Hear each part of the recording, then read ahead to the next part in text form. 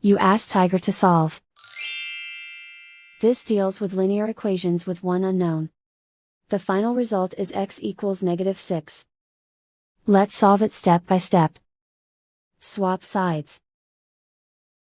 Group all constants on the right side of the equation. Add 3 to both sides. Simplify the arithmetic.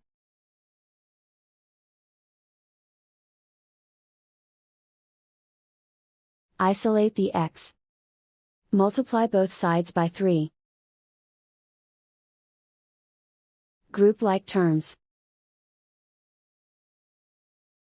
Multiply the coefficients.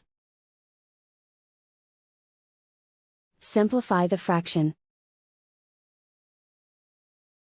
Simplify the arithmetic. And so the final result is x equals -6.